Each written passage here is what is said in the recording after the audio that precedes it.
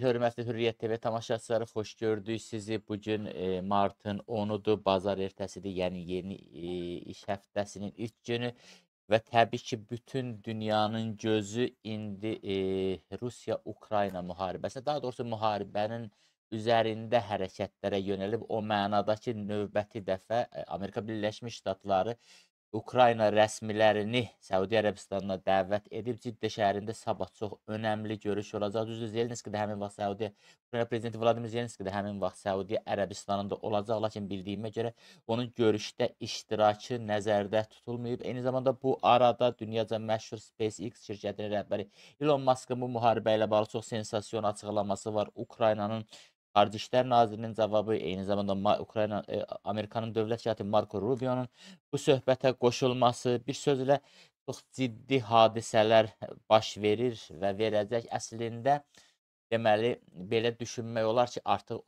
Ağ Evdə, yəni oval kabinetdə uğursuz danışıqlardan sonra, yəni bütün dünyanın gördüyü tamaşadan sonra Donald Trump növbəti cəhdə əl atır Rusiya-Ukrayna müharibəsinə. Daha doğrusu Rusiyanın, bəlkə belə demək daha doğru olar, işğal planlarına son qoymaq üçün bu həftə həm Ukrayna nümayəndələri, həm də ki, Rusiya nümayəndələri ilə görüşlər nəzərdə tutulub. Bugün studiyamızın qonağı Tarixi Şəxsiyyətlər jurnalının baş redaktoru Xəlil Qarəhmədoğlu. Xəlil bəy, xoş gördük sizi. Salam, təşəkkür edirəm. Sizin çox sayılı tamaşaçılarınızla alqışlayıram. Xəlil bəy, biz görüşmədiyimiz müddətdə çox hadisələr baş verdi. Bu müharibə ətrafında təbii ki, artıq Trump gəldi, prezident kürsüsünə oturdu. 50 günlük bir fəaliyyəti var arxada ki, dünya heç kimə sir deyil ki, bütün dünya Trump'ın məhz Rusiyaya işlədiyini düşünür ki, yeri gəlmişdən sizin də bu ehtimala münasibətini soruşacağım. Hətta onun KGB-nin agenti olduğunu deyənlər də var. İndi bu bir qədər primitiv ittihama bənzəsə də, amma var, belə ittihamlar da var. Ümumiyyətlə, onun o hakimiyyətə gələndən sonraki 50 gündə yəni nələr etdi və konkret bu görüşə, yəni artıq sabahçı görüşə Ukrayna üçün son şans kimi baxmaq olarmı? Enur bəy, biz sizinlə bu studiyada, bu mövzuda artıq bir neçə veriliş, silsilə verilişlərin davamıdır bugün. Onunla müzakirə edirik. Çünki dünyanın gündəmi zəbt edən başqa bir aktual mövzu yoxdur bu müharibədən başqa. Çox dinamik bir müharibə, çox rəngarəng bir müharibə, yeni iqtisadi çağrılarla rənglənmiş bir müharibə və bu müharibənin fonunda yeni dünyaya gəlmiş bir lider, dünyanın lideri Trump faktoru və müharibəni bir qədər də həm maraqlı, həm həyəcanlı, həm də bir qədər müharibəni narahat bir vəziyyətdə cəmiyyətə təqdim edir, dünya ictimaiyyətinə təqdim edir. Biz bu fonda bugün bəzi detalları sizinlə müzakirə edəcəyik. Buyurun. Deməli, Amerika nümayəndə heyətini burada dövlət katibi Marco Rubio, Milli Təhlükəsizlik üzrə müşavir Michael Waltz və Trump'ın xüsusi nümayəndəsi Steven Witkoff təmsil edəcək. Girişdə vurğuladım mən artıq ki, Zelenskinin görüşdə birbaşa iştirakı nəzərdə tutulmayıb. Eyni zamanda Ukrayna nümayəndə heyətinin də tərkibi məlumdur. Burada prezident ofisinin rəhbəri Andrey Yermak, Xarici İşlər Naziri Andrey Sbiqa, Müdafiə Naziri Rustam Umerov və prezident ofisi rəhbərinin müavini Pavel Palisa olacaq bu heyətdə. Sizcə Trump Ukraynadan bu görüşdə nə istəyəcək? Bir halda ki, artıq görüş cəhdi iflasa uğradı, torpaq mineralları ilə bağlı müqavilə imzalamaq cəhdi iflasa uğradı və Amerika-Ukrayna münasibətlərində böhranın ilk dalğası yaşandı. Konkret ciddədə nə istəyəcək Trump Ukraynadan sizcə? Konkret olaraq, əgər biz mövzuya çox konkret cavablar verəsi olsaq, əvvəla Trump heç nə istəmir. İstək Amerikanın istəyidir. Trump o istəyin ifadəsidir. Amerikanın istəyi Ukraynadan hal-hazırda konkret iki faktordur. Birinci faktor odur ki, iqtisadi istəkdir. Amerika xalqının vergi vericilərinin 350 milyard dollar pulunu Trump, ölkənin seçilmiş prezidenti, o pulu geri qaytarmaq istəyir. Çox bir mənalı, açıq şəkildə, açıq mətnlə istəyir. Heç bir diplomatik gedişlər, heç bir bağlı qapı arasında söhbətlər yox, açıq şəkildə ölkəsinin adından və bu məbləği istəyir. Bu, onu istəyə birdir. İkinci, o çox böyük hərbi üstünlüyə malik olmaq istəyir. Bugün Amerikaya meydan oxuyan Rusiya artıq Amerikanın bir vassalına çevrilmək üzrədir. Amerikanın bir köməkçisinə yaxud da bir idarə olunan bir dövlətinə çevrilməkdir. Bu Amerikanın təntənəsidir. Dünya siyasətində Amerikanın təntənəsidir. 100 ilə yaxındır ki, gedən qarşılıqlı rəqabətdə Amerika öz üstünlüyünü daha aydın şəkildə dünya ictimaiyyətinə çatdı. Rusiyada nəzərdə tutan, Rusiyadan olan üstünlüyünü. Və bu üstünlük yalnız iqtisadi üstünlük deyil. Bu həm fəlsəfi dövlət üstünlüyüdür, həm siyasi mühit, siyasi quruluşların üstünlüyüdür, həm də eyni zamanda hərbi üstünlükdür. Hərbi üstünlük isə Amerikanın təhlükəsizliyi deməkdir. Bax, konkret olaraq Trumpın istədiyi bunlardır. Siz, yəni mən belə başa düşdüm, yəni onunla razı deyilsiniz ki, tutaq ki, Trump Rusiyaya işləyir. Əksinə dediniz ki, əksinə Rusiya Amerikandan asılı vəziyyətdə düşür. Mən belə başa düşdüm təxminən. Bu tamamilə doğrudur. Əgər Trumpın Amerika kimi nəhəng bir dövlətin liderinin hansısa bir Rusiya adlı bir dövlətin dövlət təhlükəsizlik orqanlarından verbovka olunmuş bir adam, siyasətçi kimi təqdim etmək hadisələrin çox primitiv bir izahına oxşar bir şeydir.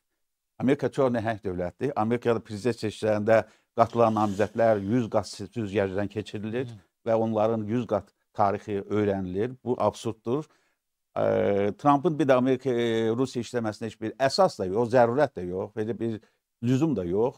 Əksinə Trump Rusiyanı hal-hazırda idarə edir və gələcəkdə növbəti bir 50 ildə də artıq Rusiyanı idarə edəcək, diktə edəcəkdir. Bugün Rusiyaya verilən güzəştlər, Trumpın Rusiya etdiyi güzəştlər hamısı gələcəkdə Rusiyadan müttəfiqlik payı ummaq üçündür. Çünki Amerika Birləşmiş Ştatlarının dünya çapında ən böyük hədəfi Rusiya deyil, Çindir, Çin.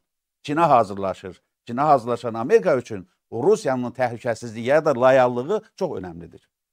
Trump ciddi görüşü ərəfəsində, yəni bura göndərdiyi, Səudi Ərəbistanına göndərdiyi nümayəndələrə bildirib ki, bu deməli torpaq mineralları ilə bağlı, yəni müqavilənin imzalanması, hətta hələ ona bəhs eləmir ki, biz deməli Kiyevə silah-sursat yardımını bərpa edək, kəşfiyyat məlumatlarını ötürək. Biz eyni zamanda Zelenskinin sülh danışıqlarına münasibətdəki radikal kəskin dəyişikliyini də görmək istəyirik.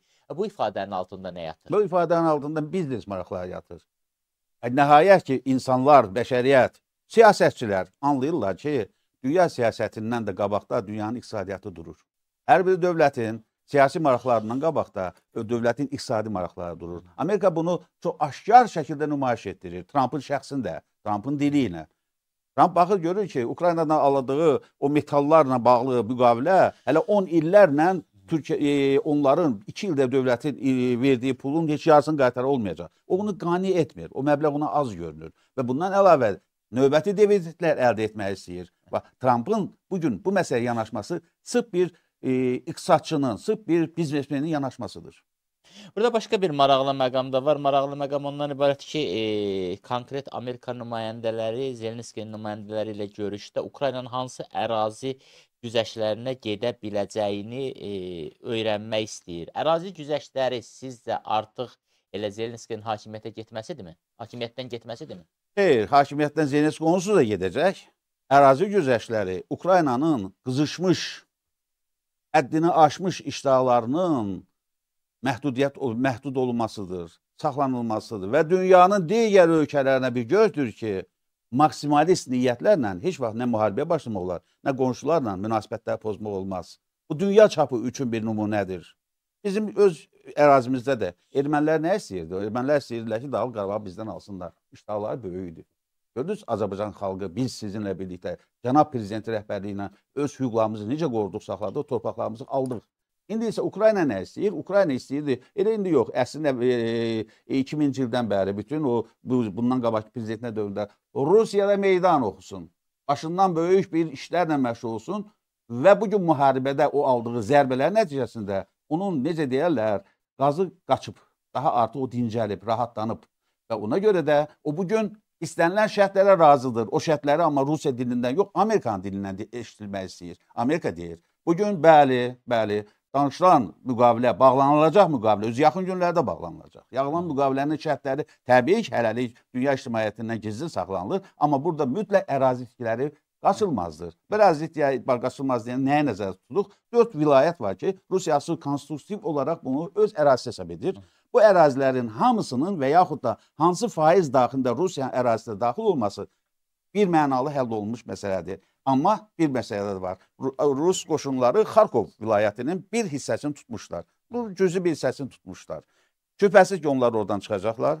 Şübhəsiz ki, Ukrayna qoşunları Kurs vilayətindən çıxacaq. İndi artıq çıxması onun davam edir. Yəni, ölkə daxilində, Rusiyanın sərhədləri daxilində bu iki vilayətdən sonra yerdə qalan 4 vilayətdə güman edirəm ki, mən onların xəritəsi Dnepr çayı boyu olacaq. Xerson vilayəti qalacaq Ukrayna tərəfdə və Dnepr çayının sol sahili qalacaq Rusiya tərəfdə. Digər tərəfdən Zaporojye oblastının vilayətinin isə çox güman edirəm ki, indiki sərhəd qoşunların təmas xətti olduğu kimi qalacaq və onlar demarkasiya liniyası sayılacaqdır gələcəkdə. Bu gümandır, amma reallığa söykənən gümandır. Siz iştahdan danışdınız. Bu müharibəni kim başladı? Rusiya yoxsa Ukrayna? 2014-cü ildə Krımı da yəni Rusiya işğal edib. Hər halda Ukrayna işğal etməyib ki. Düz deyilmi? Bu müharibənin başlanmasının səbəbi Rusiyadır. Dünya ictimaiyyətinin anladığı 2+2-dir. Bu Rusiyadır. Amma Rusiyanı bu məsələyə başlama vadar edən isə Ukraynadır. Heç bir şey səbəbsiz olmur. Heç bir insanla səbəbsiz yerə vuruşmur, hətta dövlətlər olar. Ukrayna bu müharibənin başlaması üçün Rusiyaya rəvac verdi. Ruslar da bundan istifadə etdilər. Amma sonluqda isə heç bir kəsin qələbəsi yoxdur. 50 il bundan sonra da dünyanın aparıcı mütəxəssisləri, siyasətçilər deyəcək ki, bu müharibə heç-heçə nəticələnmişdir. Necə 1950-ci ildə Koreyada baş verən müharibə, iki dövlət vuruşdu. Rəvac verdi deyərkən üzr istəyirəm, sözü də kəsəm. Nəyi nəzərdə tutursun? Nə etməli idi Zelenski yəni? Söhbət Zelenskidən də qabaq onun olan sələflərindən gedir. 1993-cü ildən SSR dağılandan 2 il sonra Ukrayna SSR-ni çıxmaq, Rusiyadan aralanmaq yolu tutdu. Zelenski 4-cü prezidentdir. Zelenski qabaq 3 prezident də eyni dəstxətlə davam etdirirdi. Eyni dəstxətlə onların niyyəti Rusiya məkanına, Rusiya dünyasından aralanmaq, Avropaya qovuşmaqdır. Bunu Rusiya istəmir. Bu günahdır mı yəni?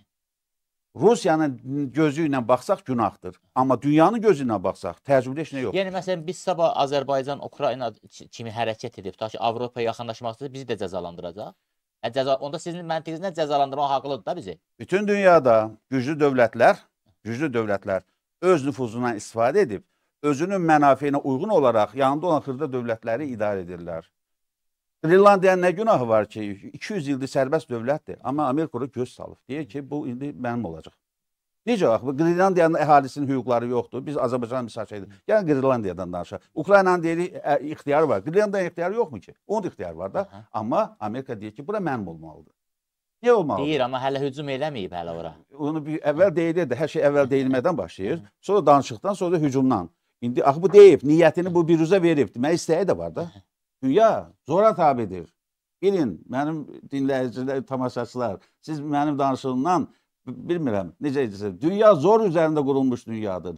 Dünya güclülərin zəiflər üzərində idarəçiliyi olan bir dünyadır. Biz köhnə dünyaya necə bir şey nıq qoya bilməyəcəyik. Bizim məşhur şairimizin sözü var, bu dünya köhnə dünyadır. Bu dünyanın qaydaları belədir. Güclülər həmişə zəifləri əzmişlər.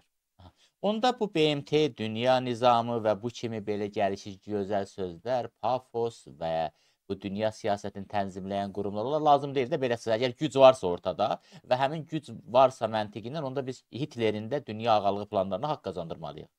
Dünyanın tarixi bizim keçən əsrin əvvəlindən başlamır. Elə BMT-dən də qabaq Millətlər Şurası var idi. 1923-cü ildə yaranmışdı və Birinci Dünya müharibəsi sonra dünya dövləti oturub düşündü ki, gəlin dünyanı bir qanunlarla idarə edək.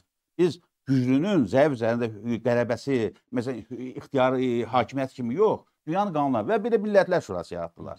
Millətlər Şurasının yaranması İkinci Dünya müharibəsinin başlanmasına mane ola bilmədi.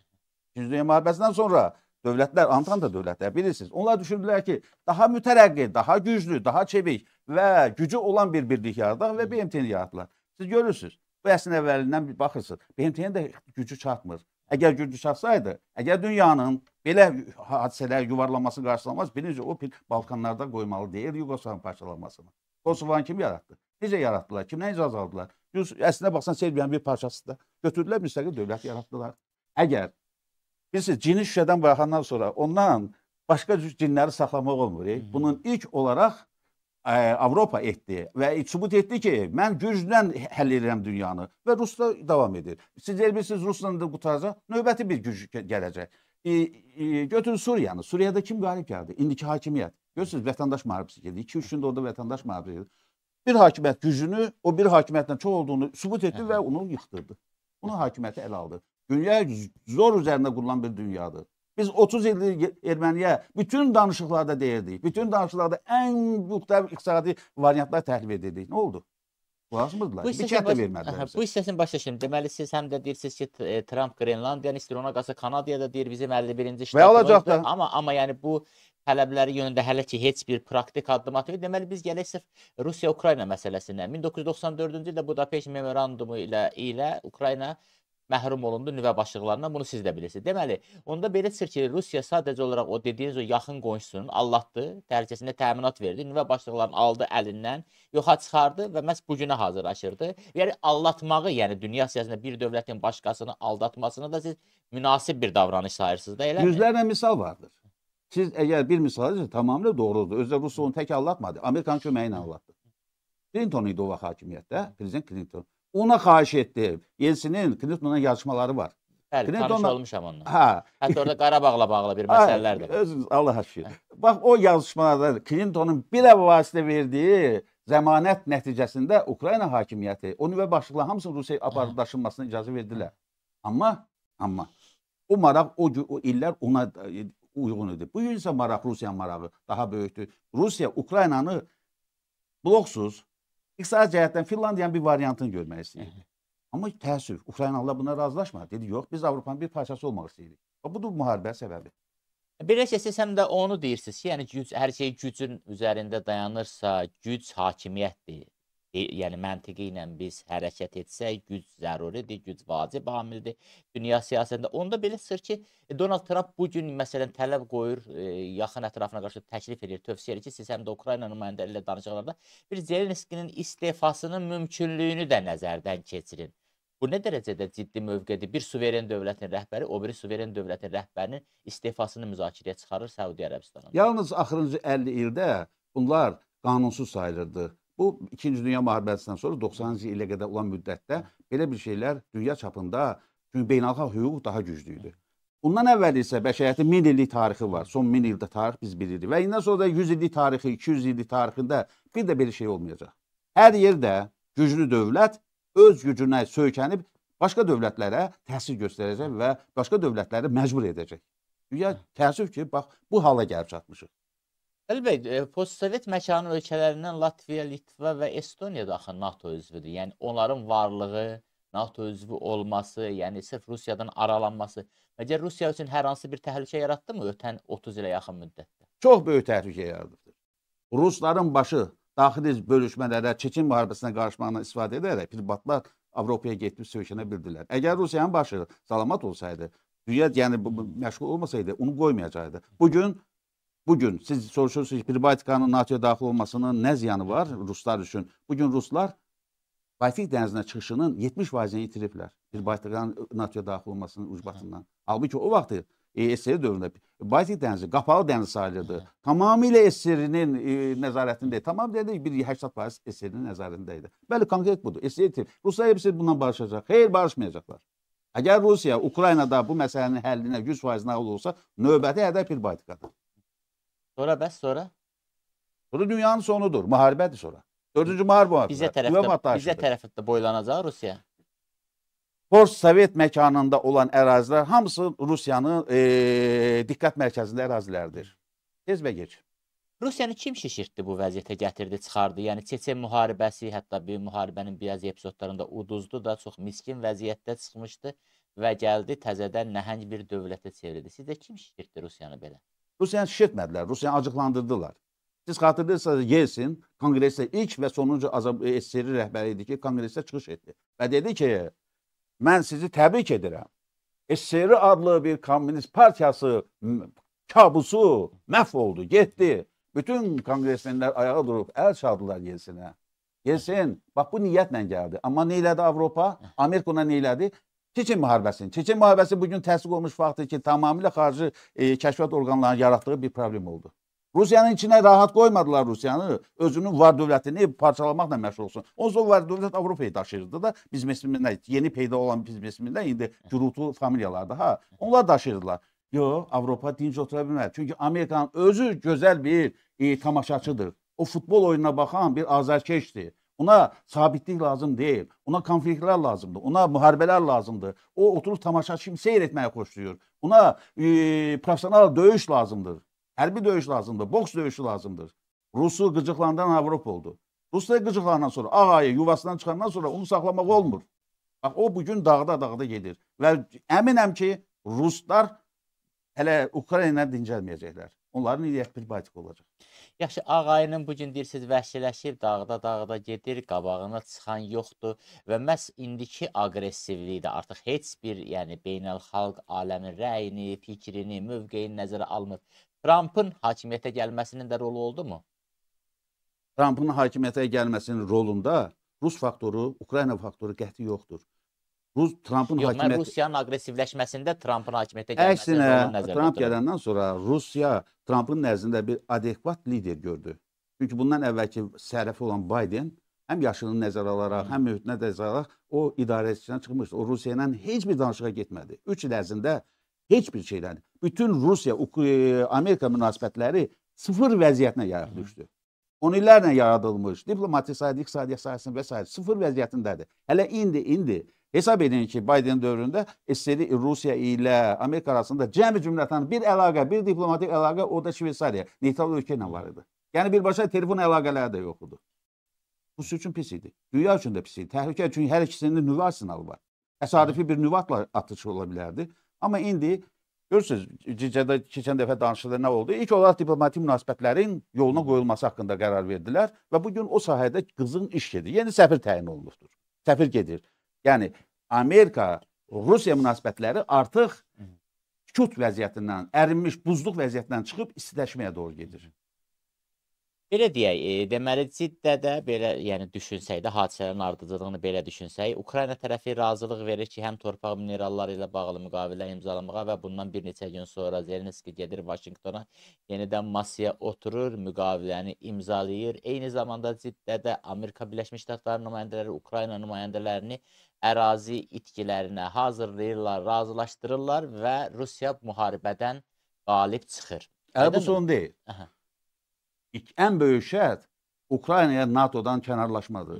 Demək, Ukrayna bir kərən anlamalıdır ki, Avropada artıq NATO Ukraynaya bağlıdır. Rus onu qoymayacaq. Bu ən birinci şərtlərdən biridir. Həm ərazi məsələsi, həm də ikinci şərtlər. Ondan sonra orada başqa şərtlər də var. Rus dilinin yayılması, Rus faktorunun aşağılaması. Bu artıq sonraki danışıq dövrdür. İndi isə Ciddədə, yəni yaxın bir ayda iki dövlət arasında olunacaq sənəd, bağlanacaq sülh müqaviləsi iki faktoru təsdiq edəcək. Birinci, NATO, bay-bay, dasvidaniya Ruslar demək. Digər tərəfdən də o 4 vilayətin bugün Ruslar tərəfindən tutulmuş əraziləri artıq bir kərəmli qatıldı Rusiyaya. Və siz də düşünürsünüz ki, Ukrayna siyasətçilərinin, Ukrayna hərbçilərinin ki, orada əlbəttə generalitet də böyük rol oynayır, Ukrayna ictimaiyyətinin, Ukrayna xalqının hansısa nəsli bu işğal faktı ilə barışacaq, razılaşacaq, oturacaq yerində, eləmi? Tamamilə doğrudur. Necə oldu? Hitler Almaniyası 20 milyon SSR tərəfdən qırılmışdı, 14 milyon da Alman qırılmışdı. 20 ildən sonra elə münasibətlər ən yüksək səviyyədə. İnsan unutqandır. 100 il vuruşmuşdu Fransa ilə İngiltərə. Bu dünyada yüzlərlə misal çəkərəm mən ki, iki dövlətlər bir-birinə vuruşublar. Bir-birini düşmən olublar, sonra da dost olublar, qardaş olublar. Bu dünyada olan bir şeylərdir. Yəni, gəlir torpağını işğal edir, o 4 vilayət deyirsiniz, qanuniləşdiriləcək, artıq konstitusiyalarına saldıqları, konstitusiya ilə möhkəmləndirdikləri özləri kimi işğal olunacaq.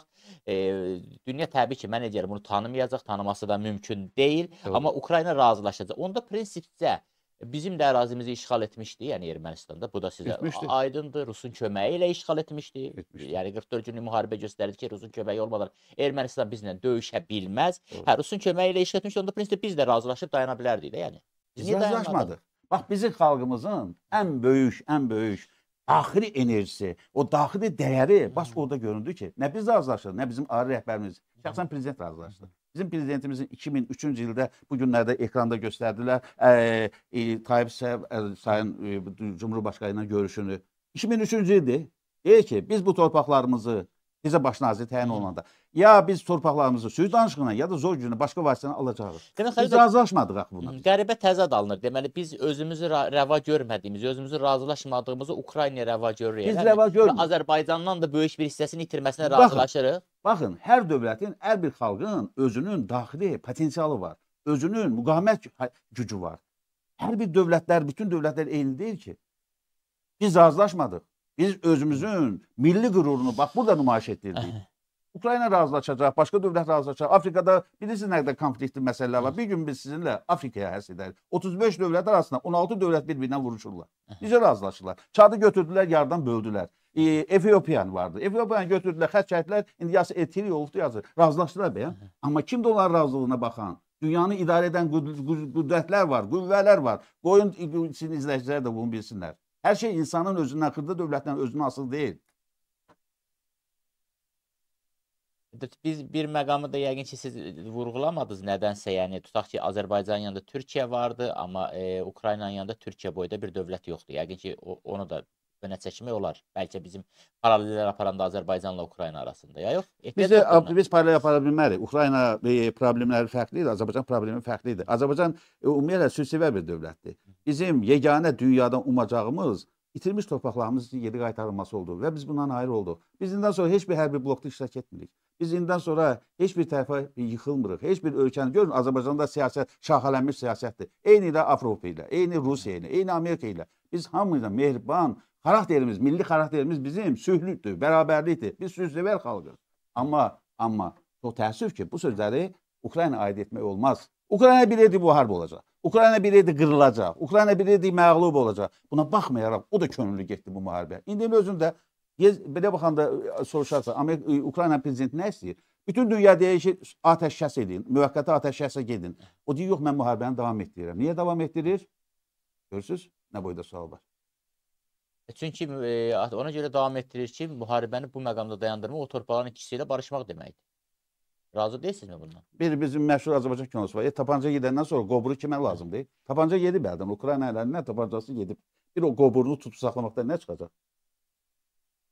Aydındır, son vaxtlar, yəni biz efirdən əvvəl danışanda dediniz ki, artıq bu müharibəyə həm də çoxlu iqtisadi maraqlar daxil oldu və o iqtisadi maraqların başında çox təəssüf ki, Elon Musk kimi avanturist də dayanır ki, yeni bir açıqlama verib və bildirib ki, Ukrayna ordusunun rabitə sistemi tamamilə Starlink page internetinə əsaslanır və əgər bu sistem dayandırılarsa, Ukrayna ordusunun cəbhə xətti tam dağılacaq və artıq Rusiya qoşunları gəlib Polşanın sərhəddinə dayanacaq. Təbii ki, bu arzu olunmaz açıqlamaya Polşadan cavab gəlib. Yəni bildiriblər ki, sən havayı vermirsən bu Starlink page xidmətinin, yəni bizə havayı vermirsən, ildə 50 milyon dollar köçürür. Amma bu da növbəti bir, necə deyirlər, qarşıdurma nöqtəsinə çevrilir. Beləliklə, biznes indiki məqamda nə dünya böyük biznes və iqtisadi maraqlar nə dərəcədə var müharibənin indiki çağında, gedişində? Biz bu vaxta qədər elə bir ki, ifadədə olmuşuq. Müharibə deyəndə ədalətli müharibə terminlər var. Xatırlayırsınız, ədalətli müharibə, ədalətsiz müharibə, haqq uğrunda mübarizə. Belə terminlərlə biz vuruşurduq və müharibəyə yanaşırdıq. Amma isə Amerika son bir ildə tamamilə bir nöqteyi nəzər bəşəriyyətə aşıladı ki, hər bir şeyin başında iqtisadiyyat durur. Hər bir şeyin başında elmi-texniki inkişaf durur. Bəli, Mars çox düz deyir. Bugün Ukraynanın, siz elə bilirsiniz, pilotsuz uçuş aparatları gəlir Saratovu bombalayıb gedir. Bax, indi Saratovu da bir səhər bombaladılar. Qeydilər. O, bir uçan quş deyirlər də, 15 metr uzunluğunda, ya 5 metr, 6 metr, 50 kiloda bomba götürür. O, elə belə fəzada 3000 kilometr elə belə uçur. Onun hamısını o Starlinklər idarə edir. Marsın danışma haqqı var. Marsın qurduğu o sistem idarə edir. O sistemi Mars 10 illərlə qururdu. Rusiya yatırdı. Rusiya öz daxili sərvətlərini Avropa daşıyırdı. Rusiyanın kosmik sənayesi 0, 0. Kosmik hərbi peykləri 0. Amma görürsünüz, Amerikanın qurduğu bugün Ukrayna və də haqqı var Marsın. Mars deyir ki, mənim sayəmdə sən bu qələbəni qazanırsan. Amma sən pul qazanırsan ondan. Puluna əlbəttə ki, müharibə pul deməkdir. Bəy, müharibə puldur. Bərabər pul Bəs qazanır. ondan Biri itirir, biri niyə qazanır. minnət qoyursan Ukraynanın boynuna? Bu tamam doğru. Minnət pul verir, minnət qoyur. Bu bu sadə bir şeydir də. Minnət qoyur. Kimi əvəzsiz verir. Məsələn Biden əvəzsiz verirdi. Reagan'ın Trump'ın bir açıqlaması var. Dünən dedi ki, Zelenski uşaq konfet alan kimi deyib Biden'dan pul aldı, 350 milyar pul aldı. O rəqəm də bir qədər şübhəlidir. Hələ bilinmir ki, nə qədər Ukraynaya çatıb, nə qədər özü Amerika Birləşmiş Ştatlarında həcm rabitədən keçirilib. Ona görə gəlin o 350 milyardır üzərində bir o qədər çox dayanmayaq. Mənə elə gəlir. Söhbət prezident deyir bunu. Əgər bizim kimi adi bir vətəndaş desəydi, dayanmazdıq. Ölkənin prezidenti deyir bunu. Xəlil bəy, mən belə başa düşüm, siz ümumiyyətlə yəni Rusiyanın bu müharibəni, işğalçı müharibəni başlatdığını qəbul etmirsiniz, yoxsa necə? Məncə mən danışırdım, bunu Rusiya başladı. Səbəbi isə Ukrayna verdi Rusiyanın əlinə. Səbəb verdi. Əlbəttə ki, Rusiya bütün beynəlxalq qanunları tapdaladı. Bütün bugün 50 il, mən çıxışım əvvəlində dedim, bir 50 il ərzində dünyada beynəlxalq oturuş vardı, o çöküş vardı ki, belə olmaq lazımdır. Bunun ilk prezidentini, ilk nümunəsini Balkanlarda Avropa etdi. Rusundan da şirinlikləndi, daha da böyüyünü getdi. Daha da böyüyünü etdi. Əlbəttə Rus edib. Rusun başladığı müharibə bütün dünya ictimaiyyəti qınıyır. Bütün dünya ictimaiyyəti lənət olur. Rus bəyəm yaxşıdır. 1 milyona yaxın içkilər var. Ölkə iqtisadiyyat çöküb. Amma buna səbəbi Ukrayna verdi. Ukrayna NATO'ya doğru istiqamətlənməli deyildi. Siz bayağı xatırlatdınız, Budapeşt memorandumunda yazılmışdı. Ukrayna getməli deyildi ona. Ukrayna qaydaları pozdu. Ukrayna Yanukoviçin dövründə müqavilə imzalamışdı. Avropa imzalamışdı müqaviləni. Bir tərəfdə Almaniyanın indiki prezidentinin qolu var, Xarici İşlər Naziri idi. Bir tərəfdən də Fransanın Xarici İşlər Nazirinin qolu var. Hani o müqaviləni? Bir gündən sonra cırıb tulladılar o müqaviləni. Avropanın maraqları baxımından müharibənin indi dayanması yaxşı olardı, yoxsa hələ bir qədər də davam etməsi? Mən niyə görə bunu deyirəm? Çünki Almaniya Federal Kəşfiyyat Xidmətinin rəhbəri Bruno Kalın da bir açıqlaması var ki, müharibənin uzanması Avropa üçün təhlükəsizlik baxımından daha əlverişlidir. Tamamilə düz deyir. Bugün müharibənin uzanması Avropa üçün lap rahatlıqdır, lap gözəl. Çünki Rusiyanın qüvvəsinin tükənməsi Ukraynanın gələcək salamatlığı deməkdir. Əgər Rusiya bu müharibədən daha da güclü çıxırsa, dedim, diqqətiniz alacaq Pribaltika. Pribaltikadan Ginespekt. Bundan sonra o bir tərəf çoxdur, niyyət böyükdür. Hər bir niyyət diş altındadır, iştahı diş altındadır. Amma bu müharibədə mən Trumpa ona görə həm də təşəkkür edirəm ki, öz adımdan təşəkkür edirəm ki, o dünyanın məhvə sürüklənən istiqamətinin qarşısını qismən almağa çalışır. Qismən almağa çalışır. Amma eyni zamanda öz xeyrini də götürür və öz xeyrini daha çox götürür. Bugün mənzərə belədir. Deməli, bir KGB çəkisi, mən əlbəttə Vladimir Putini nəzərdə tuturam, çox asanlıqla bütün dünyanı barmağına dolaya və işğal planlarını reallaşdıra bilər, düzdürmü? Gücü şəxsə bəli, düzdür. Buna güc lazımdır, salavat gücə bağlıdır. Bugün Rusiya çöküb, Rusiyanın iqtisadiyyatı gör, Rusiya nə günə qalıb ki, Şimali Koreyadan 1000 nəfər əsgər gətirir və Şirai Komedi toplar alır. Rusiyanı çöktürüblər. Bugün Avropanın, Amerikanın strateji aparan adamları çox rahatlıqla gülümsüyürlər. Çünki niyyətləri 50 il, 60 il Rusiyanı çöktürməkdir. Rusiya çöküb. İqtisadi cəhətdən çöküb. Sanksiyalar onu məhv edibdir.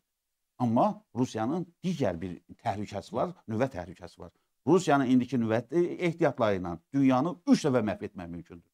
3 dəfə, bir dəfə yox ha, 3 dəfə məhv etmək mümkündür. Mən deyəndə dünyanı tək Amerika nəzərdə tutmuram. 1650 nüvə başlığı var. Bu 1650 nüvə başlığı var. Hamısı döyüş hazırlığına hazırdır. Hamısı partlayış gücünə qadirdir. Avropa bundan qorxur. Siz yalnız o Koreyalıların gəlməsini, yəni mən belə başa düşdüm ki, Rusiyanın çökməsinin əlaməti kimi qəbul edirsiniz, amma çökən bir dövlət 3 il sərasər bu intensivlikdə, bu coğrafiyadakı bir sərhəd xəttinin uzunluğu, mən biləyəm, müharibə xəttinin uzunluğu 1000 kilometrdən də artıqdır. Müharibə apara bilərmi yəni? Aparırdı. Ada apara bilməz. Sonsuz deyil qüvvələr, potensial sonsuz deyil. Rusların müharibə başlayan 20.000 tankından indi Ukraynanın vurduğu tankların sayını çıxaranda görürsünüz, çox 3də 1 qalır. Ukrayna məlumat dərc edir də, nə qədər müharibə ərzində hərbi silahlar, sursatlar məhv edir. Əvvəl də müharibədən əvvəl rəsmi statistik Rusiyanın 20.000 tankı var idi. İndi ondan onun çıxın görünə qalıb. Usta da oturub, sağlam düşüncəli insanlar var da, oturub deyirlər ki, bunu da bu qayda ilə davam etmək mümkündür. Ruslar hesablamışdı bir həftəyə. Ruslar Kiyevin ətrafına gelib çatanda desant qüvvələri hesab etdilər ki, bir həftədə Zelenski qorxacaq, qaçacaq, hər şey dəyişəcək. Onlar uzun müddətli müharibəyə hazır deyildilər. Onda siz dediyiniz kimisə doğrudan da Rusiya iqtisadiyyatı çökübsə, Tramp da biraz iqtisadi sanksiyaları dərinləşdirsin, eyni zamanda Ukraynaya daha ciddi yardımlar edilsin. Mən istər hərbi silah sursat, həm kəşfiyyat məlumatlar, hətta canlı qüvvə baxımından da nəzərdə tuturam. Qoy Rusiya təmiz, yəni dizə çöksün və bununla da yəni dünya bir şər imperiyasından xilas olsun. Xeyr, dünyada məhv olacaq. Adam dizə çöktükcə son anda əlindəki bıçağa əl atır. Nüvə silahın. Onun nüvə silahı var. Özdə nüvə silahı, yenə də təkrar edirəm ki, bu hansısa bir top mərmisi deyil. Dünyanı alt üstünə çevirəcək bir silah. Deməli, bir Rusiyanın nüvə silahı, nüvə təhlükəsindən qorxuruq. Yəni, Çox böyük təhlükədir. Özümüzü demirəm də, yəni tamam, mən bütövlükdə dünyanı nəzərdə bəli, tuturam. tamam, Qorxuruq və nəticə etibarilə böyük bir dövlətin, yəni 50 milyon idi, 41-42 milyon idi müharibə başlayan, Ukraynanın məhvinə hamımız göz yumuruq. Bu nə dərəcədə ədalətli mövqedir? Ədalət, ümumiyyətlə dünyada ədalət yoxdur. Ədalətli unudun. Mən bir neçə televizyon çıxışında demişəm. Dünya ədalət üzərində bərqərar deyil, dünya zor üzərində bərqərardır. Bu belə, bir mövzu. İkinci, Ukrayna məhv olmur. Almaniya, faşist Almaniyasının tankları Berlində sağa sola gedirdi. Məhv olmadı ki, Ukrayna indi Almaniya hamıdan da artıq bir şəhərdir. Hələ Rus tankı heç bir Kiyevə çatmırdı. Dünya məhv olmur, Ukrayna məhv olmur. Ukrayna bir qədər zəifləyir. Ukraynanın ambisiyaları bir qədər məhdudlaşır. Ukrayna bir qədər anlayır ki, hardadır onun yeri, dünya çapında onun yerini, öz yeri müəyyənləşdirir və dinc yaşamaqla 10 il, 15 ildə müharibənin yaralarını sağlayacaq Ukrayna. Deməli, maraqlıdır. Rusiya bütün hədəflərinə çatır. Allah bilir, yəni indi orada deyəcəklər Rus dilli təzədən dövlət dili elan olunsun Ukraynada. Yəqin ki, elə olacaq da. Mən belə başa düşürəm. Əgər qalib sayılırsa, qalibin tələblərindən biri də bu olacaq. 4 vilayət olur Rusiyanın və siz də deyirsiniz ki, 10-15 ilə təzədən Ukrayna bərpa olunur. Amma axı Ukraynanın yəni əlində heç bir stimul, heç bir təminat olmur ki, yəni mən nə vaxtsa o işğal olunmuş torpaqlarımı qaytara biləcəm. Bu məsələ də var. Torpaqlar mütləq anlayış deyil. Torpaqlar heç vaxtı əbədi olaraq kiminsə hansısa bir dövlətin və xalqın ayağına yazılmır. İndi Kaliningrad oblastı, vilayəti deyirik ya, onun qədim adı Ginsbergdir, Rusiyadır. Bəli. Almaniyanın 100 yox, 1000 illərlə olan torpağıdır. Heç Almanlar adını da çəkmirlər. İndi kim orada hakimdir? Rusiya hakimdir. Mən belə misalları dünya çapında, dünya ortasına vaxtımız məhduddur, onlarla çəkərəm. Hər bir dövlət torpaq itirə də bilər, hər bir dövlət torpağı qazana da bilər. Uzaq şərqi ötər, Rusiyanın uzaq şərqini, kimin? Çinin idi də. 1700-cü müqavilə bağladılar və o da Amur çayını orta xətt götürdülər. Amur çayını o yana oldu Çinin, bu yana oldu Rusiyanın. Bu dünyada o qədər Amerikanın özü kimin? Kimi açmışdı? Fransanın torpaqları idi da Amerika. Amerikanın yarıdan çoxu Fransaya məxsus idi. Alyaska kimin idi? Rusiyanın idi, indi Amerikanındır. Dünyada belə şeylər var. Biz öyrənməliyik, adət etməliyik və bunu da çox dramatik bir hal kimi qəbul etməli deyilik. Şahin Sakki yazır, Xəlil bəy lütfən nüvə silahı barədə açıqlama verərdiniz. Nüvə silahı nəyə qadirdir? Məncə bu sual artıqdır var. Hər kəsə bəllidir yəni nüvə silahı. Nüvə silahı haqqında xüsusi bir veriliş. O boyda böyük məqalələrim də mən texniki sahədən gəlmişəm jurnalistikaya. Mən nüvə silahının hansı dağıdıcı qüvvə olduğunu çox aydın aşadım. Təəssüf ki, bizim proqramımızın yəni Rusiyanın əlində olan nüvə başlıqları belə hesab edirsiniz ki, bütövlükdə dünyanı məhvərindən çıxarmağa imkan verir. Məhvəri o da bilmir. Alimlər onu hələ proqnozlaşdıra bilməyiblər. Amma dünyada əhali, yaşayıcı 3 dəfə məhv etməyə qadirdir. 3 dəfə. Bütün yer kürəsini nəzərdə tuturam mən. Biz belə təsəvvür edirik ki, ciddi görüşü də yəni uğursuzluğa düçar oldu. Yəni mən sadəcə nəzəri cəhətdən deyirəm. Əlbəttə hələ görüş, yəni bu gün Zelenski gedəcək Səudiyyə Ərəbistanının nümayəndələri də mən bildiyim qədərilə bu gün gedəcək və artıq görüş, o önəmli görüş baş tutacaq və görüş uğursuzluğa düçar oldu. Ukrayna növbəti fürsəti əldən verdi və sonra nə olacaq? Əvvəla uğursuzluğa düçar olmayacaq.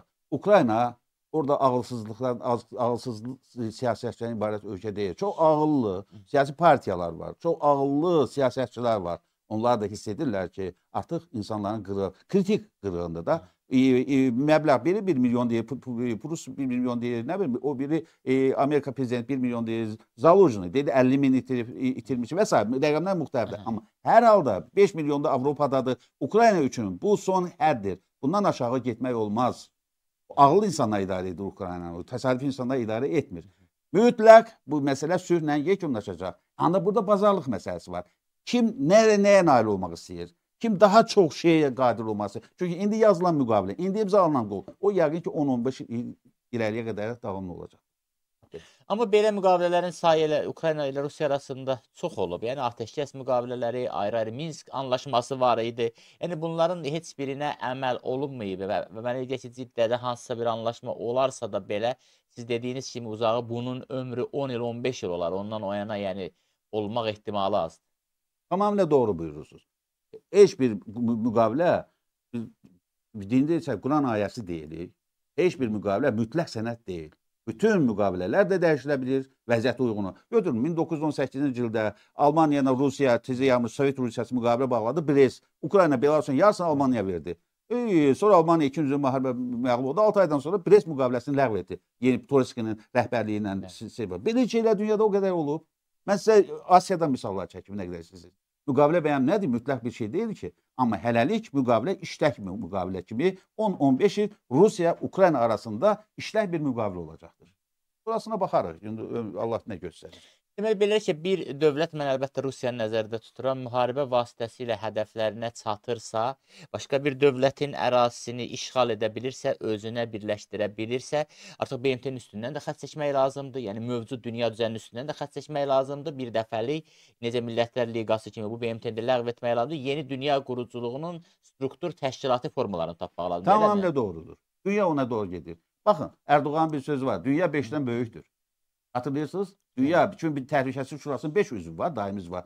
Erdoğan deyir, dünya 5'dən böyükdür. Almanya orada təmsil olunmuyor. Türk dünyası təmsil olunmuyor. Japoniya təmsil olunmuyubdur. Bəli, dünyanın birləşdirən beynəlxalq təşkilatın ya reforma, ya islahata ehtiyacı var, ya onun yenidən düzəlmə ehtiyacı var. Bu ehtiyaclar bu illər ərzində biz görəcəyik.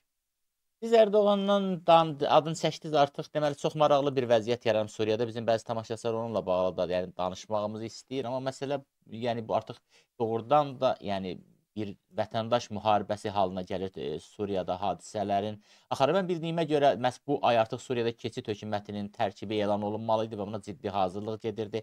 Hökumət üzvləri arasında Druzların, Kürdlərin, Ələvilərin nümayəndələri də olacaqdı, xanımlar da olacaqdı. Yeri gəlmişkən hökumətin əksər üzvlərinin məhz Türkiyədə təhsil alan adamlardan ibarət olması nəzərdə tutulurdu. Bir növ Rusiya və İran bu məsələlərdən kənarda qalırdı, amma indi bu terror, bu qan artıq Suriyanı bürüyübsə, belə çıxır ki, Rusiya və İran sadəcə olaraq bu Suriyanın yenidən şəkillənməsindən, düzənlənməsindən kənarda qalmaq istəmir, ona görə də vəziyyəti bu həddə çatdırır. Nəinki kənarda qalmırlar, içindədir. Rusiya birdən Ukraynada vuruşmur ki. Rusiyanın bugün Afrika dövlətlərinin 4-ündə şəxs marağı var, orada orduları var, hərbi birləşmələri. Eyni zamanda Suriyanın. Rusiya özünüz təsəvvür edin. 50 il, 68-ci ildən bu vaxta qədər Suriya Rusiyanın tabirində olan milyardlarla ora pul qoyulubdur. Rusiya necə könüllü surətdə hansı siyasətçi düşünə bilər ki, elə paltarını götürdü, şinelini götürdü, getdi. Bu mümkündürmü? Mümkün deyil. O Suriyanın indiki halına salınmasına İran var beynəlxalq təşkilatlar yazır da neçə milyard dollar, 10, 20, 30 milyard rəqəm mən dəqiq bilmirəm. Pul qoyubdur. Necə yəni bugün oyundan kənarda qala bilər İran? Qala bilməz. Heç bir mümkün deyil. Suriyanın özündə görün Ələvilər var. Ələvilər bir təriqət nümayəndələridir. O bilər bir başqa təriqətlər. Duluzlar var ki, onlar İsrailə meyillidirlər. Bütün belə bir məsələni dünənki inqilabçılar, üsyançılar gəlib bu gün hakimiyyətdə oturub onu həll edə bilərlərmi? Qəti edə bilməzlər. Yaxın 10 ildə bu cümləmi qutarıram. Yaxın 10 ildə dünyanın ən qeyri-stabil ölkəsi Suriya olacaqdır. Onda Hakan Fidanın bir neçə gün əvvəl İrana xəbərdarlıq etməsinin də elə mənası bu idi. Yəni bildirirdi ki, qonşuda, yəni bu qonşu ölkələrdə belə əməllərlə məşğul olmayın və faktiki artıq ortaya çıxır ki, doğrudan da İran var Suriyada baş verənlər içində. O üsyanların düzdür, orada ayrı-ayrı ölkələrə xidmət edən qüvvələr var. Məsələn, səhvsə Druzlar deyəsən İsrailin maraqlarına xidmət edən bir qüvvədir və ilaxır və s. Tamamilə doğrudur. Bəli, bunlar tamam doğrudur. Kürdlər hara Amerikan sözünü oturtdururlar. Kürdlər. Orada çox qarışıq bir buket var. İnsanın, millətlərin sayı, dinlərin də fərqləri var. Orada 10% ölkə unutmayın ki, əhalisi xristiyandır. 1 milyon erməni yaşayır orada. Belə bir məsələni Trump həm də Rusiya-Ukrayna məsələsinin sönməsinin bir dəfə istəyi, Trump'ı tələsinə bax bu məsələdir. Yaxın şərq məsələsidir. Siz elə bilirsiniz Qəzza məsələsi həll olunub. Trump'ın Qəzza ilə bağlı var deyib, bura mən tikəcəyəm, bura tezdə bir yer salacağım. Burada oturan 1 milyon 250 minlik Fələstinli geçsinlər başqa ölkələrə. Dünya bugün müəllim çox gərgin oyunların içində çalxalanan bir dənizdir. Biz bunu bir tərəfdən baxmaqla heç nə həll etmərik. Ümumiyyətlə baxanda dünya çox narahat bir dünyadır. Narahat bir hala gəlib çatmışdır. Burada dində varmı dini ayrıcalıq, dini məzhəblər, yəni Suriyada baş verənlərdə? Çünki bildiyimə görə həm də müəyyən dini çalarlar var indiki qarşı durmada.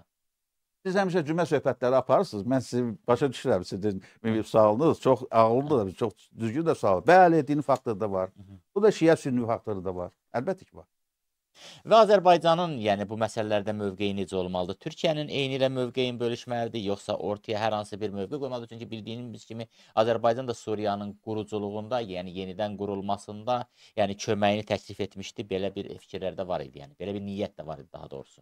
Bizim xalqımızın böyük xoşbəxtliyi budur ki, biz olduqca gözəl, ağıllı, çox belə arxain olacaq bir prezidentin rəhbərliyi ilə yaşayırıq. Mən əminəm ki, prezident və onun xarici işlər məsələsi ilə məşğul olan komanda bizim dediklərimizdən də daha çox məlumatı var. Bizim dediklərimizdən də daha çox uzaq görəndilər və onlar da mövcud vəziyyətdə hansı xətləri tutmaq lazım olduğunu bizdən də yaxşı bilirlər. Ölkənin xarici siyasəti narahatçılıq doğurmur.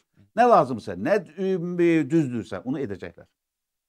Elbə, xarici siyasətimiz narazılıq doğurmursa, niyə Ermənistanla biz hələ də sülh müqaviləsi bağlaya bilmirik? Eynən, hardasa adam istəyir ki, Rusiya ilə Yaponiya arasında olan münasibətləri xatırlasın. Onlar da bugün sülh müqaviləsi olmadan illərdir yaşayırlar. Ərazi iddiaları var təbii ki və o şəkildə də yaşama davam edirlər. Yəni, eyni tale gözləyirmi Azərbaycan-Ermənistan münasibətlərini də? Bu iki misalı çəkdiniz. Biz Azərbaycan, Ermənistan, Rusiya, Yaponiya. Dünyada 25 belə mübahisəli dövlətlər var.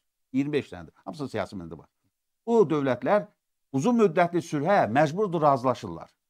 Amma müqavilə ilə, kağızla, elə Ukraynanın özü, döz vilayəti verəndə ruslarla müqaviləyə razılaşmayacaqlar ki, onlar de facto bunu qəbul edəcək, de jure qəbul etməyəcəklər. Dünyada belə şeylər var. İkinci, bizim prezidentimizə 1000 dəfə biz təşəkkür etməliyik ki, müharibə qutarandan sonra biz Ermənistanla müqavilə bağlayıb imzalayarda 16 bənd razılaşıb, 2 bənd var da, bəndin biri də o yoldur. O yol bizə verilməlidir. Biz qalib gəldik. Ata-baba, tarixən Zəngəzur bizimdir. Tarixən Zəngəzur beynəlxalq aləm üçün vacib yoldur. Aləm üçün vacib yoldur. Buna görə əvvəl-axır buna razılaşacaqlar Ermənistan. Mən əminəm ki, razılaşacaqlar. Bizim hövsələli xarici siyasətimiz, səbirli xarici siyasətimiz məhz bu istiqamətdə çox uğurlu addımlarla irəliyə gedir. Yəni deyirsiniz ki, zor, xoş, indi bilmirəm hər sən zor, xoş və biz hədəfimizə çatacağıq Zəngəzurla bağlı. Çünki burada beynəlxalq aləmin nöqteyi nəzəri bizə doğrudur. Amerika Birləşmiş Ştatları, Rusiya, Avropa bir mənalı hamısı dəhlizin bizə verilməsinə tərəfdardır. Amma bu bizə verilməzsə o bizim Azərbaycan ərazisi sayılması anlamına gəlməsin. Qoy onu da bilin. O beynəlxalq statuslu dəhliz olacaq ki, deməli oradan gedən yüklər yoxlanılmadan gedəcək. O beynəlxalq xəttir. Orada Avropanın da yükləri olacaq, Türkiyənin yükləri, Amerikanın yükləri və s. Buna əvvəl-axır gedəcək. Amma Rusiya öz maraqları daxilində axı yolun bizə verilir. Yolun bizim yolla, yəni gedib gəlməyimizə razıdır ki, orada nəzarət Rusiyanın olsun. Rusiyanın nəzarəti olmadığı halda Azərbaycanın o yoldan istifadə etməsinə razı olacaqmı? Naxçıvanla birbaşa əlaqənin yaradılmasına razı olacaqmı? Baxın, Ermənistanın bütün yol, dəmir yol strukturu 100% Rusiyanındır. Rusiyalı bu yolları. Rusiya Dəmir Yol İdarəsinin balasında olan yollardır onlar. İstər-istəməz bu onların yoludur. Nəzarət deyəndə bu nəzərə tutulur. Orada heç bir kömrü xidməti, orada heç bir digər xidmətlər Rusiya tərəfindən, Rus əsgəri tərəfindən həyata keçirilir, Rus məmuru tərəfindən həyata keçirilməyəcək. Amma mülkiyyət baxımından o yollar Rusiyaya məxsusdur. Separatçı liderlərin, yəni Bakıdakı bu məhkəmə prosesini izləmə imkanınız olurmu? Yəni bir dəfə iştirak etmişəm. İştirak eləmisiniz. Azərbaycan yəni bu boyda bir əlində kartdan, yəni ki, o mənadakı separatçılar əlimizdədir. Onların illər ərzində törətdiyi cinayətlər var. İndi bəzi cinayətləri etiraf edirlər, bəzilərin etmirlər. Yəni biz bunu, yəni erməni xislətini, ümumiyyətlə erməni dövlətinin, erməniçiliyin mahiyyətini dünyaya çatdırma baxımından lazımınca yararlana bilirikmi bu kartdan? Siz olduqca düzgün bir sual verdiniz. Mən sizə təşəkkür edirəm. Mən bunu demək istəyirdim. Siz məni dinləndirdiniz. Halal olsun. Afərin. Baxın, 1936-cı ildə Reichstagı yandırmışdılar. 36-37-ci illər idi. 1900-dən danışıram. Bir Bolqar kommunisti Dimitrov, familiya Bolqar kommunistini tutub həbs edib Almaniya publik, ictimai bir müzakirələr, o vaxt televiziya yox idi, radio bütün dünyaya yayıldı o məhkəmə prosesini. belə kommunizm sistemi ilə sosial demokrat onların partiyasının elə bil ki, vuruşmasının dünyaya nümayişi idi. Bəlkə Hitler orada çox xalq qazandı. Amma biz bugün mən o zalda oldum, baxdım, tədbirə baxdım, orada olan miskin gününə baxdım və çox təəssüf etdim ki, bugün Azərbaycan kütləvi informasiya vasitələrində, nəinki Azərbaycan, hətta dünyaya çıxışı olan bir çox kütləvi informasiya vasitələrində bu iş olduqca adi bir hadisə kimi işıqlandırılır. Halbuki bunun canlı yayma Niyə yoxdur canlı yayma? Niyə mən adamların istərdim ki, baxmasına qoy imkan dünya yaradılır? baxsın. Aha. Əgər orada oturan o gözü eynəkli, o yaramaz gənciyə raket, U-2 raketinin atmasına razılıq veribsə və bugün orada oturursa, onun balaları isə Yerevanda dincəlirsə və burada elə var, Gəncədə bilirsiniz, 3 ailənin 2 uşağı qaldı, hamısı qırıldı, yetdi. Və o uşaqların qabağında, o uşağı gətirib onun gözünə göstərmək lazım idi ki, üzü gözü bir yaralı bir qız uşağı nümayiş etdilər, bir ailədə qaldı. Ki, bax şərəfsiz, sənin etdiyin əməlin nəticəsi bu uşaqdır, baxın. Biz bundan yaxşıca istifadə edə bilmirik. Bu mənim şəxsi fikrimdir. Bəlkə də haqsızam, bəlkə də onlar daha yaxşı bilirlər yuxarıda olanlar. Amma bugün əminəm ki, kütləvi informasiya vasitələrində bu məsələ daha da çox işıqlandırmalıdır. Dünya ictimaiyyəti erməni vandallığını, erməni şərəfsizliyinin, erməni qəddarlığını əhatə sürətdə görməsi üçün ən gözəl variant budur. Ən gözəl imkan bax bu həmin məhkəmə prosesidir. Axı onu, yəni biz etməli deyəsən bir dövlət nəsə iradə qoymalıdır ortaya, ya prezident administrasiyası səviyyəsindəki, yəni bu doğrudan gerçəkləri dünyaya çatdırsın. Dünya hələ qoyaq bir, yəni Azərbaycan vətəndaşları belə orada məhdud axı bir yer var bildiyimə görə.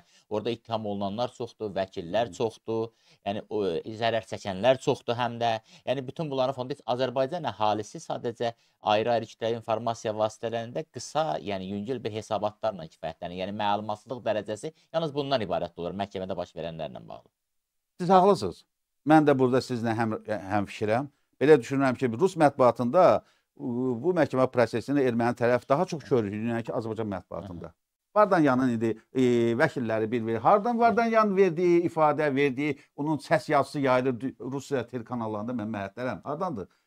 Güya ki, bunların hamısını qarşısını almaq üçün mən hesab edirəm ki, bizim mətbuatımız, kütləvi informasiya vasitələrimiz bu məhkəmə prosesini daha da çox işıqlandırmalıdır. Bu mənim fikrimdir. Aydındır. Rusiya ilə münasibətlərimizin indiki axarı, yəni təyyarədən sonra, təyyarə qəzasından sonra yaranan böhran durumu və artıq bildiyimə görə o Valentina Matviyenkoda Novruz bayramı ərəfəsində Azərbaycana gələcək münasibətləri müəyyən mənada yoluna qoymaq üçün təbii ki, yəqin ki, ona xidmət edir. Çünki həmin qəzadan sonra heç bir yüksək səviyyədə, yəni dövlət rəsmilərinin qarşılıqlı səfərləri olmayıb. Əlbəttə biz Rusiyaya bağladıq. Amma təyyarə ilə bağlı tələblərimizə nail olmamışıq, günahkarlar tapılmayıb, cəzalandırılmayıb. Necə qiymətləndirirsiniz? Təyyarə böhranı necə davam edəcək bundan sonra? Rusiya, Azərbaycan münasibətlərinin soyuması, təyyarə qəzası bir impuls verdi. Amma əsas səbəb deyil. Əsas